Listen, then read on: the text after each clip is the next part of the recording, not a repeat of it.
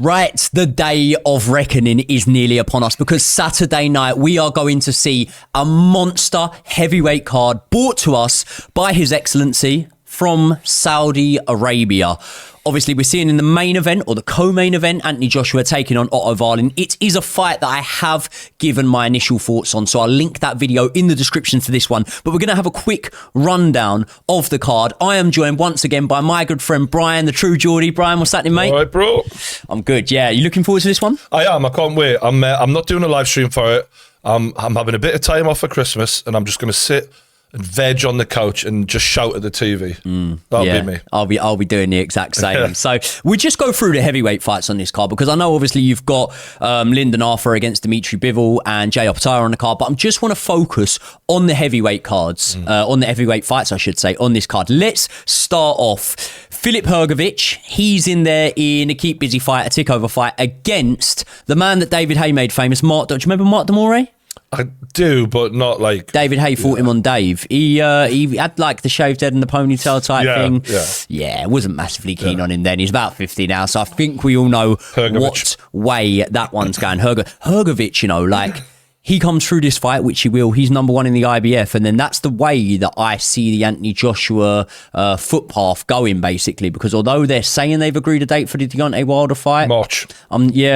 Yeah, I'm just not too sure about that. You know, I'm just not too sure. We get up closer to it. But ironically, Hrgović is number one in the IBF, right?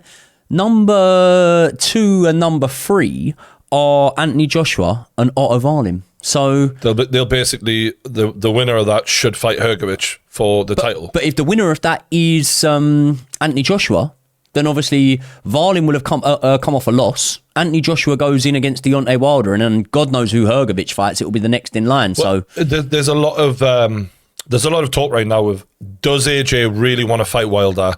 I think the true motivation for him is the actual belt, like getting a world title back, because in his mind, that gives him more leverage in negotiations. So I think unless Saudi pay him a fortune to fight Wilder, he will fight Hrgović after they strip the belt from the unified heavyweight champion, whoever that is. Yeah, well, the last decade or so, everyone's been sort of edging to have more leverage in negotiations, and all it's really ended up in is the two of them not fighting. So I'm not bothered about it. I'm sure that Eddie can make it happen, or His Excellency. Let's move on to Frank Sanchez against Junior Fard. Again, like, I think that this is a really little interesting matchup. Obviously, the sort of wider boxing audience haven't seen too much of either guy, but what we do know is Frank Sanchez trains out of the same gym as Canelo. There's that clip. Have you ever seen the clip of Canelo sparring him? Yeah. And Sanchez is undefeated as well, right? So, I mean, I would 23-0, good puncher. Yeah, I'd expect him to come through this one because I'm looking at the last 5 fights and Junior Fard's got 2 defeats. Well, Junior Fard lost in a big sort of Aussie showdown. I'm pretty sure Junior Fard's Australian, New Zealand, maybe. He lost in a big showdown to Joseph Parker. I'm pretty sure that one was on points. The problem is he got stopped in a round, Junior Fard. Do you know who he got stopped by? Who? Lucas Brown. That's never a good look, is it? Never good, does it? Let's move on to Makhmudov against Agit Kabayel. Now, Agit Kabayel is a man that many people pretty much know from the fight against Derek Chisora. I think that was in a Monte Carlo casino, if I'm not wrong. It was. Do you remember when Tyson Fury rocked up to the fight and he was really, really fat? And Eddie Hearn tells the story all the time and says, like, it was at that point I knew he wasn't coming back. Ironically, yeah, that was when Eddie decided not to sign him, basically. Yeah, disaster stroke. Yeah, that one obviously I think a lot of people would think of it as Agit Kabayel is the guy that can box and could potentially box his way to a points decision. Makhmudov, he looks like a killer, doesn't he, this guy? I'll tell you what, if I was going to be scared down a dark alley with any man on this card, it is definitely Makhmudov. He is one scary looking fucker. He looks like a hitman. Yeah, ironically though, being scary and sort of even like we've seen it from heavyweights from the 90s, being about that life, doesn't always translate into the ring. And I'll tell you one thing about Makhmudov, right? It's an amateur bout, but he was stopped in the amateurs. He was also beaten by that man, Junior Fard, in the amateurs. I know that amateur decisions can go any way. And neither of them have lost a fight. No, So no. that's a pretty entertaining one to see. But Ajit Caballero's been a little bit inactive, definitely inactive from the big fights, because after that win against Derek Chisora, I think that you could put his name in the hats with potentially an Anthony Joshua, with a Dylan White, some of the up-and-comers, and just never really happened for it. So good to see him getting his chance. I think out of these sort of undercard fights, that's the first one that jumps out at me as possibly thinking that we could see an upset there. So there's always that potential. Here is the one I'm really excited for. Do you know what? It's mad. Like, and this shows the love I have for boxing. I'm probably more excited for this than the two headline fights. And it is Daniel Dubois against Jerel Miller. I'll tell you who must love Jerel Miller this week, Otto Varin. Because all Jerel Miller's been doing is trying to get in the head of it. Have you seen all the clips? There's a theory right now that they're setting up, another option of a Jerel Miller AJ fight. If whatever happens with Wilder, he is like the third geezer, the backup guy, where they can look at it making an AJ Miller fight. I think Miller is just such a massive individual who packs a punch. He's hard to hurt. I mean, for obvious reasons. Whereas Dubois, the thing that's always been leveled against him is mentally, he's just not strong enough to overcome. Like, he will look good until he hits that immovable object. And we've seen time and time, he's just not at that elite level. Do you know what I mean? And I'm not saying Jerel Miller's an elite boxer. He's just got more staying power for me. The elephant in the room with Jerel Miller is obviously the fact that the last few fights we've seen him in since he's sort of come off every substance under the sun, he hasn't looked like he's had the greatest gas tank, you know? He hasn't. Towards the later rounds, he hasn't looked as good. Yeah. He nearly needed oxygen after the 6 against Lucas Brown. Yeah. And that was, I'll tell you what a fight. If you've not watched Jerel Miller against Lucas Brown, listen, the best boxing fights don't always have to be the ones that are really up there in the heights of highs in terms of level of the boxers. That was a great fight. But who are you leaning towards, out of interest? I think we're going to see a Daniel Dubois win. Really? I really do, Do you know when you said what a fight? Whenever we say what a fight about a Dubois fight, I feel like, I don't know, like I can give you one. Which one? Richard Latte. Richard Latte threw hell for leather at Daniel Dubois. Hit him with the kitchen sink, and Dubois came through that. I'll tell you why I've got this thing in my head. Vidal Riley beat Dubois multiple times in the amateurs. Really? 3 times I think he beat him. And obviously, how did I not know that? Vidal's obviously a cruiserweight, Dubois is now a heavyweight. And Vidal said to me, before the first defeat Dubois had, he said, I'm telling you now, when he meets resistance, he will fold because mentally he hasn't got it. And as soon as we seen that, I was like, fuck me, Vidal said this would happen. And look, Vidal isn't as big of a puncher as these heavyweights. So I'm just saying. Did he beat him on points or stop him? Oh yeah, it was points. He outboxed him, outclassed him. You know who dropped him?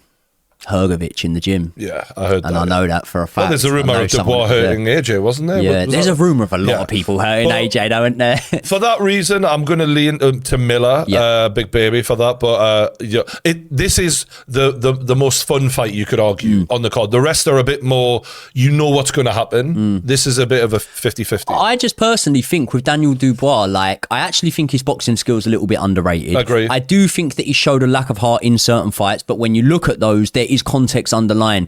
Any man on earth will show a lack of heart when they have their orbital bone broke. Just ask Kell Brook. It's bad. You know, when you go hospital, when you go to the hospital and you've broke your orbital bone, they don't think you've been in a boxing fight. They think you've been in a car crash because it lines in with your head hitting the steering wheel or something after a car crash. He did box well against Usyk. He did. Like, you could argue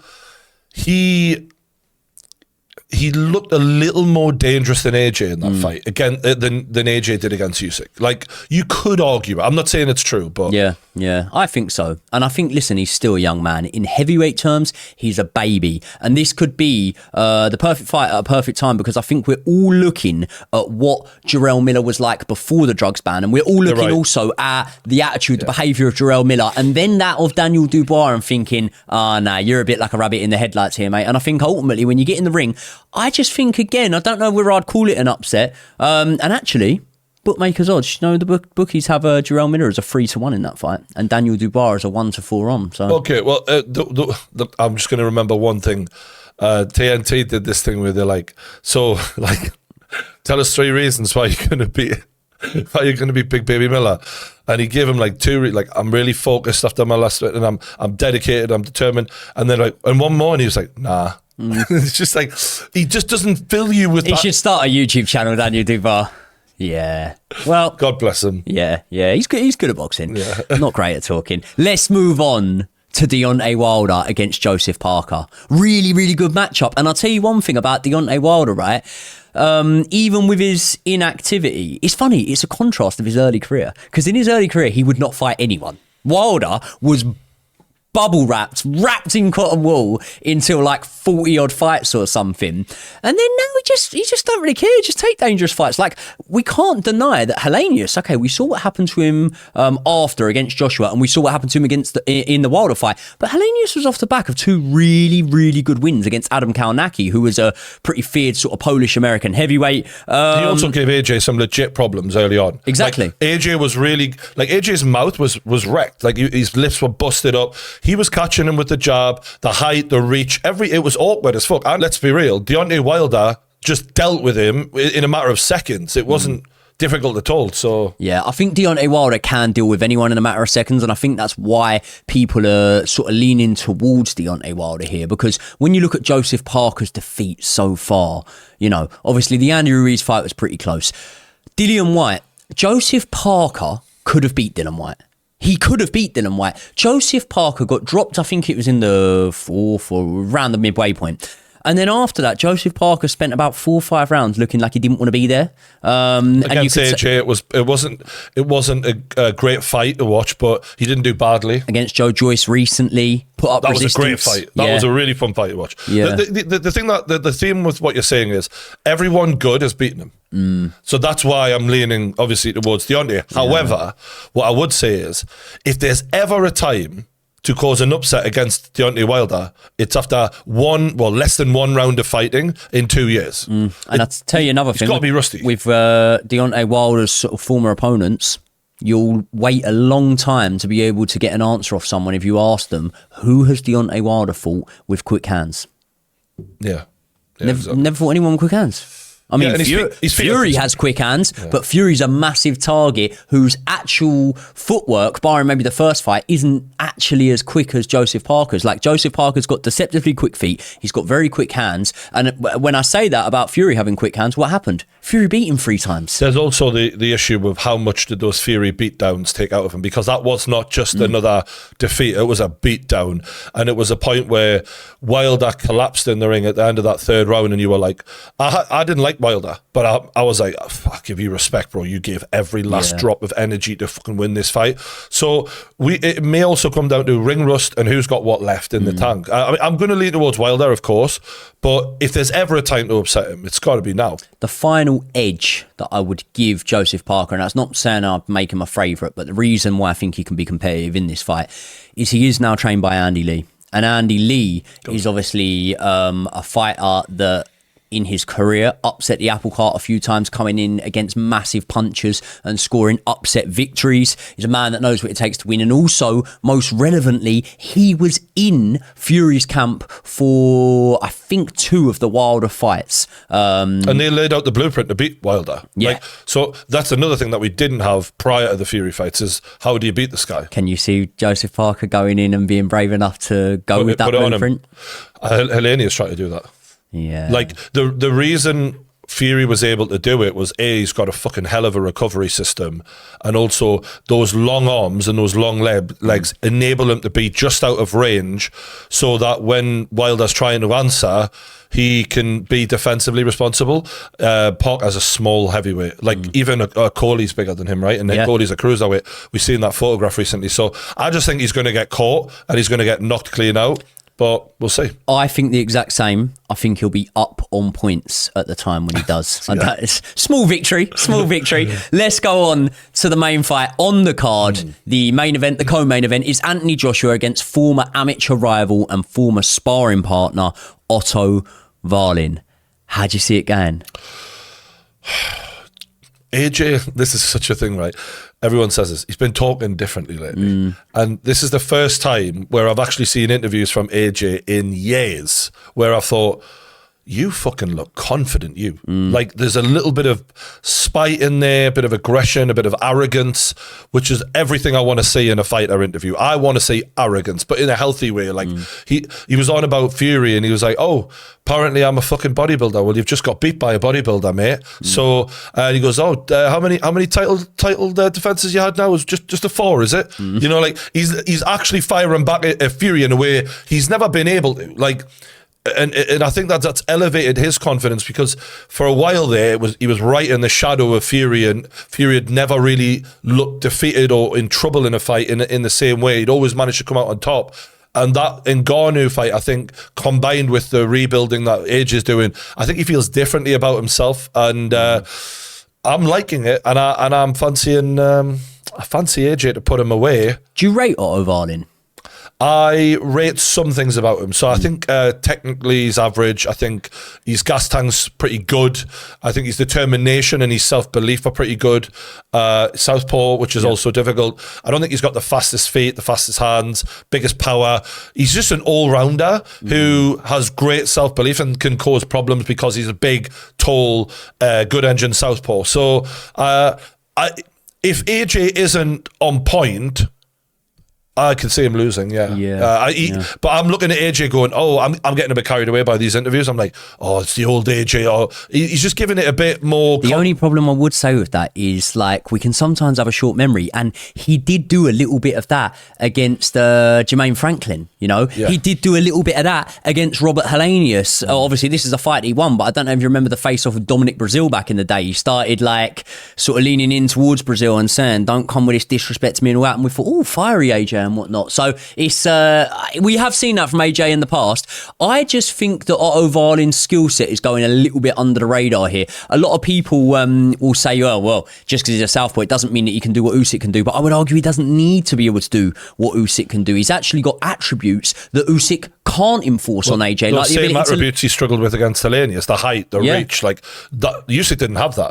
But Helenius boxed at range a lot of the time. Like, I do think that with Otto Wallin, there is the opportunity that if the fight goes on, he can start to lean on AJ. He's a lot less muscly than AJ, so he comes forward as well. Yeah, he likes to put it on people, and that's one of the things that I am worried about. Is, like, if I look at the Jermaine Franklin fight, Joshua was comfortable. He was happy to box at range and just pick his shots and try and be the better fighter without risking getting hurt to hurt the other guy, which is something that was like a staple of the AJ boxing diet. It was like, he's going to go for it at some point. He didn't. He didn't really. Against Helenius, I think he waited for that knockout, like, until it almost fell into his lap. Like, he wasn't risking anything. And against an Otto Wallin, who does have that inner self-belief, it will, at points, if the power doesn't get to him too early, it could be at a point where it's like, who wants it more? And I'm really impressed with the willpower of Wallin. So if AJ has got inner weakness left from previous demons that we've seen him battling, it'll come out. Do we need to see AJ win in explosive fashion, or is a win a win if it leads to that wilder showdown? Do you know what it is, though? Like, the Usyk fights didn't make people feel great. If you look at the last great performance Joshua had, it's been a while, hasn't it? Pulev, so, like, maybe Pulev, you could say. Even Pulev, he had an ordeal. Like, he spent his load in the first 3 rounds, had about 6 rounds to recover, then got him out of there. And Pulev was like a punch bag. The last time I see Joshua beat the brakes off someone was Povetkin. Yeah. It's a long time ago, man. So look, what I'm hoping for, and what every AJ fan should be hoping for, is an explosive win, because I think that also could determine whether we get the Wilder fight. Yeah. If AJ goes in there and looks absolutely fantastic with a new trainer, Ben Davison, we might see his confidence go through the roof and him go, yeah, fuck it, let's take the Wilder fight next, I'm ready now. Whereas if he, again, has more issues, doesn't look 100%, that might be like, all right, I'm going to go the other road, fuck it. It would be mad if AJ ends up heading into a Tyson Fury fight with Ben Davison in his corner. It'd be unbelievable. You know what Fury's got to do then? Go get Robert McCracken in his one. Even the score. Guys, I am very eager to know your lot's thoughts on this card. Who would you disagree with? Because I know that boxing's subjective and you may well not agree with the guys that we're picking. Just to finish that off, are we picking AJ in this one? I'm picking AJ, but I think we're both a bit like, you need to bring it though. Yeah, I'm picking AJ, but an upset here wouldn't surprise me whatsoever. Guys, thank you for making it to the end of another video. Please do me a massive favour. Hit the subscribe button, hit the like button. The pain game, which I feature pretty regularly on, is going to be linked in the description to this video. So head over there as well because we're dropping content on that all the time. I will see you all in the next one.